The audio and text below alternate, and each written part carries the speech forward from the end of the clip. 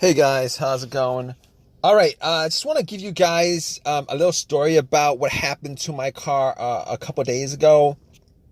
So basically, what happened was the car was driving fine all day without any kind of issue, uh, and I went to Walmart, parked it there, went, got something, came back, and out of nowhere, it wouldn't crank. So no crank, no start issue that I had. So basically, everything on the dash worked fine. Everything in the car worked fine. There was absolutely no issues at all. The remote worked fine. Was able to get into the car. Radio was blasting. Radio was on. Everything. All right. So basically, I was thinking to myself, probably the battery was the issue. So what I did was I turned on the headlights, went out and checked out the beam, just to give me a gauge on how bright the headlights were. I could probably determine whether the battery was good or not. And the headlights were really bright. So right off the bat, I was thinking if they were that bright, I should at least get like a really slow crank if the battery was kind of low. Regardless, I had to check out where the battery was. I went and checked out where the battery was just to make sure that all the terminals were clean and they were tight. And I noticed that the terminals were a little bit corroded. There was some white bluish stuff on there. So what I did was I took out a bottle of Coke, poured it on the terminals, and was trying to clean it with some paper towels, and was able to clean it pretty good. Now the terminals weren't super tight. I was able to wiggle it out, but they were snug in there, so I knew that it probably wasn't the terminal being loose that was causing the issue. And then after I cleaned it up, popped it back on, and tried to start the car, it did the same thing. It wouldn't crank, it wouldn't start. But everything else seemed to be working all right. So at that point, I was thinking to myself, all right, maybe it could be a weak ground wire. If you guys don't know what where the ground wire is, the main ground wire is pretty much the negative terminal, and most of the time it connects to the frame of your car.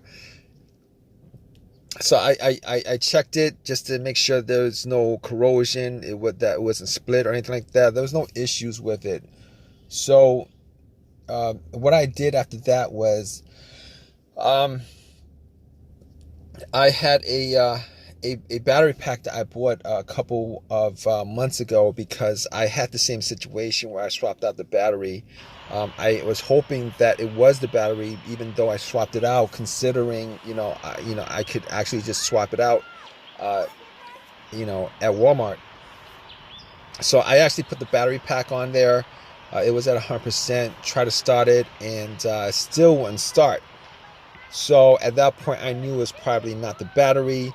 And even though, I didn't think it was the alternator, I could probably just at that point rule out the alternator, because if it was the alternator, the car would have at least slow cranked, or I would have been able to start it.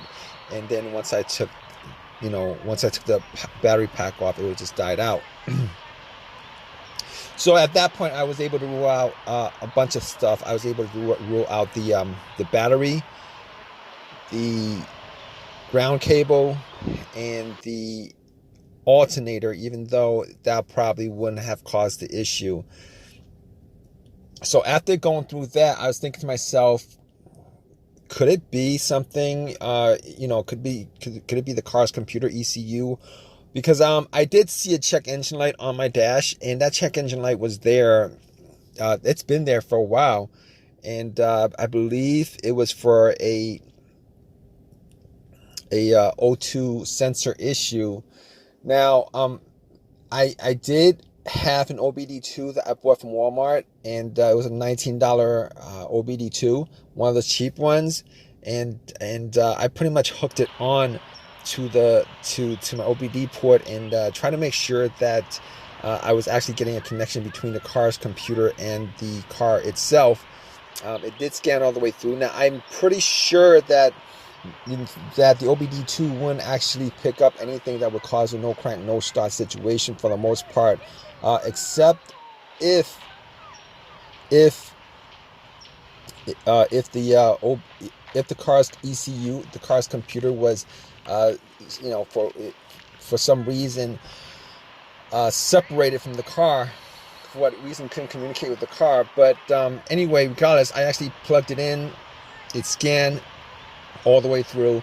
Only code that popped up was the aux02 sensor code, and at that point, I was pretty sure that it wasn't anything to do with the car's computer, any codes that would cause it, and I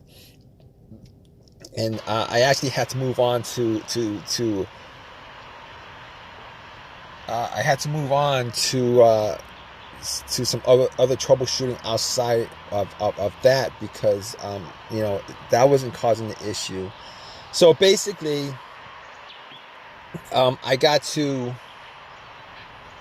a couple of things, which were the fuses and the relays, which were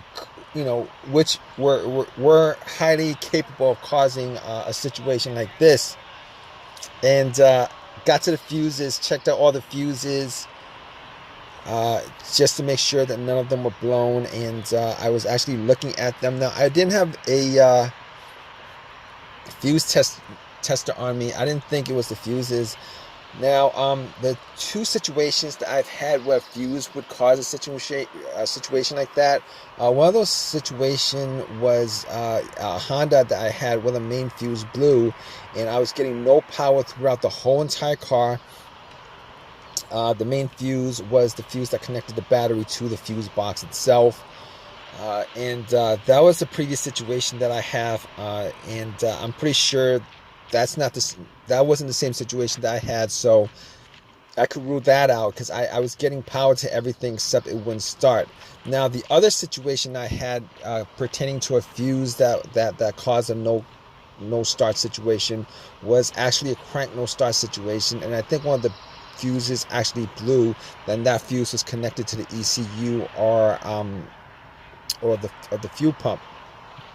And I remember once I changed out that fuse, the car would crank, but it wouldn't start. Once I changed out that fuse, it was able to start up. So I could rule out those two situations as being, related to a fuse issue that would cause this situation that I had.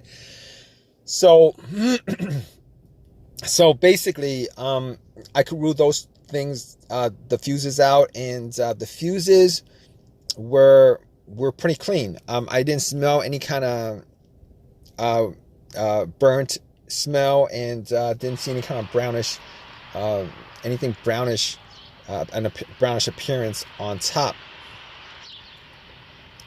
So at that point, I was able to kind of rule out the fuses, not at 100%, but I was able to rule out the fuses for the most part. So basically, at that point, I had a situation where I was maybe, it could have been the relays or the starter. That's what the two situations that came up. But I didn't think it was the starter, because I did switch out the starter about, I would say I switched out the starter about a year and a half ago, and that was, it seemed like it was a starter issue, but I didn't really want it to be a starter issue, considering I only put maybe like 20,000 miles on my car, and I think they should last a lot longer than that. But anyway, before I even went there, I looked at the relays, just to see whether they had issues or not. Now, I couldn't make out whether the relays had issues, but I did get to the starter relay. I pulled it out. It looked like it was a bit dirty or whatever, but I had some rubbing alcohol, put it on some paper towel, and wiped the connectors, put it back in, try to start it. It really didn't do anything. Didn't change up the situation. So I was thinking it was a weird situation, because it would click every time I would I would try to start the car. It would click, but it wouldn't crank. It wouldn't crank at all. Normally when it clicks, it normally means that the relay is working, because that's what the relays do. When there's electricity going through, that it clicks to connect the connection, to whatever it's relaying the electricity to. But regardless of that, I actually had another relay that I was able to swap out with that, and I actually was looking for another relay with the same, with a similar relay in the box, and I was actually able to find one. And what I did was I took that relay out, and I swapped it with that with the other relay, and I went back and tried to start it, and guess what? Bam! It started up. It worked without a problem, and at that point, I knew that it was the relay that was the problem. All right. So it was a pretty easy fix. I drove to AutoZone, which was within that whole shopping center. Swapped out the relay, and that was like 3 days ago. Haven't had a situation since. I've been driving the car, turning it on, off, for 3 days. Haven't had that situation at all. So just want to give you guys, just to give you guys that story of a quick fix that I had of my car. If you guys are in the same situation, you guys watching this video, hopefully you guys have as easy of a fix as I had on my car. You guys have a comment, leave your comment in the comment section. Please give me a thumbs up. Please subscribe. Like I said, if you guys are in the same situation, just go through the steps that I went through as far as trying to figure out, the situation with my car. And, you guys should be good as far as troubleshooting and diagnosing your particular problem. Take care, guys.